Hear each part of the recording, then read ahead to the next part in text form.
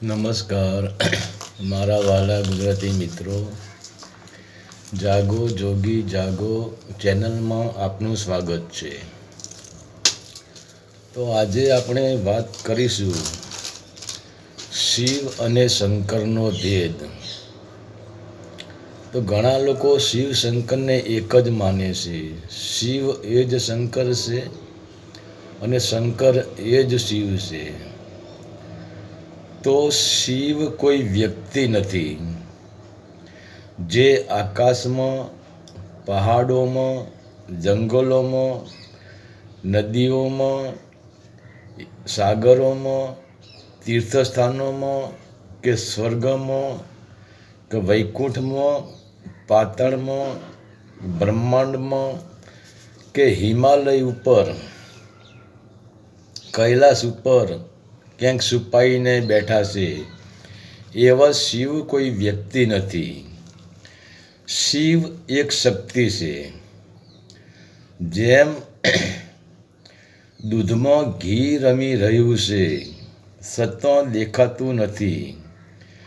જેમ મૂળ એક ઝાડનો આધાર સ્તંભ છે અને મૂળ પણ અપ્રગટ શક્તિ છે જે બહારથી દેખાતી નથી, પરંતુ એ જ મૂળના કારણે ઝાડ ટકી રહ્યું છે. એ પૂરા ઝાડને પોષણ આપે છે અને એ જ મૂળ પૂરેપૂરા ઝાડનો આધાર સ્તંભ છે અને એ જ મૂળના કારણે આખું ઝાડ ટકી રહ્યું છે. તેવી જ રીતે શિવ પૂરા બ્રહ્માંડનો આધાર સ્તંભ છે અને શિવની ઉર્જા પૂરા બ્રહ્માંડને બ્રહ્મા, વિષ્ણુ, શંકર, દેવી દેવતાઓને અને 4 યોનિઓને પોષણ આપી રહી છે. એટલે શિવ તે ધોરી મૂળ છે અને બ્રહ્માંડ તે એક મહાન વિરાટ ઝાડ છે.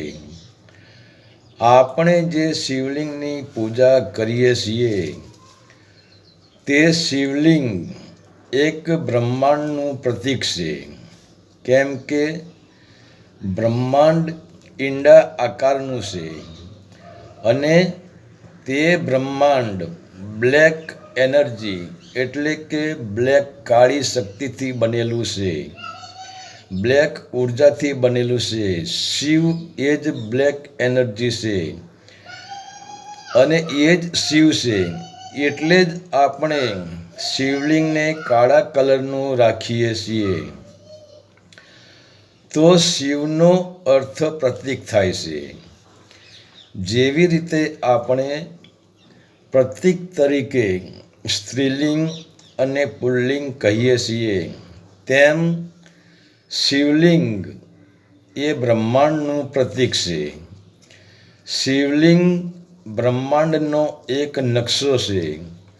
જેમ ભારતનો નકશો ભારત નથી, ભારતનો નકશો જોવાથી ભારતની યાત્રા થઈ શકતી નથી, તેમ છતાં નકશો ભારતનું પ્રતીક છે અને નકશામાં જેમ ભારતના ઇશારા આપેલા છે અને નકશામાં જ પૂરું ભારત, પહાડો, નદીઓ, સાગરો, તીર્થસ્થાનો, મોટી સિટીઓ સમાવેલ છે, તેમ શિવલિંગમાં પણ પૂરું બ્રહ્માંડ સમાયેલું છે.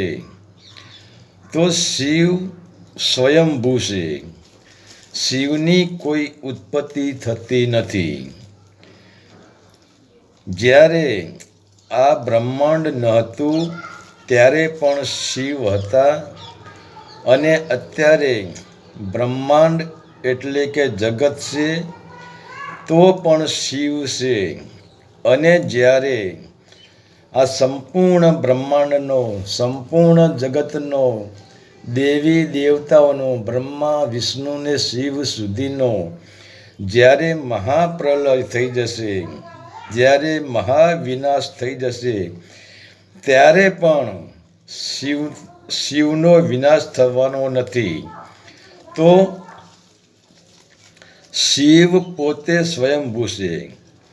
તો શંકર શિવની ઉર્જા છે. તો શિવનું કોઈ ચરિત્ર હોતું નથી. શિવનો કોઈ પરિવાર હોતો નથી. તો ચરિત્ર અને પરિવાર શંકરના હોય છે. શિવ નિરાકાર છે અને શંકર સૂક્ષ્મ આકાર છે. શિવ કદાપી લગ્ન કરી શકતા નથી. જ્યારે શંકર સ્થૂળ શરીરમાં રહીને સ્થૂળ શરીરમાં આવીને લગ્ન કરી શકે છે.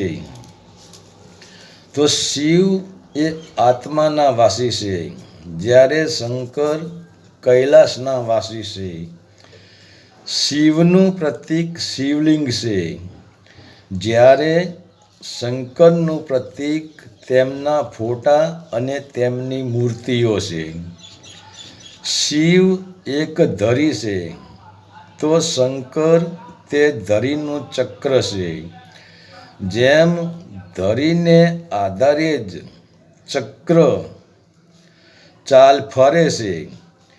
શિવ એ જ મોટામાં મોટા દેવ એટલે કે મહાદેવ છે અને શંકર આદિગુરુ છે.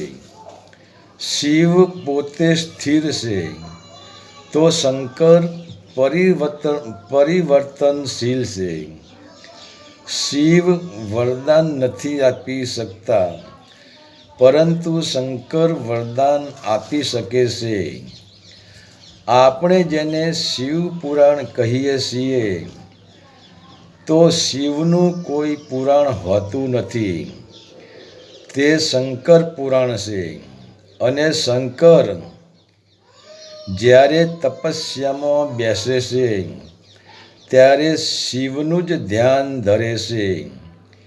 બીજું કે આપણે જે શિવલિંગ ઉપર ચંદનથી ત્રિપુંડ લગાવીએ છીએ અને તે ત્રિપુંડના મધ્યમાં એક તિલક કરીએ છીએ, તો ત્રિપુંડ એટલે ત્રિદેવ બ્રહ્મા, વિષ્ણુ અને શંકર. અને વચ્ચે જે તિલક આપણે કરીએ છીએ એ તિલક પોતે શિવ છે. એ પોતે જ્યોતિ સ્વરૂપ છે. તે એક મહાશક્તિ છે. તો આપણે શિવ શંકર બોલીએ છીએ. શિવને શંકર કહીએ છીએ, શંકરને શિવ કહીએ છીએ. તેનો અર્થ એ થાય છે કે શંકર શિવ નથી, પરંતુ શંકર શિવના નૂરથી દૂર નથી.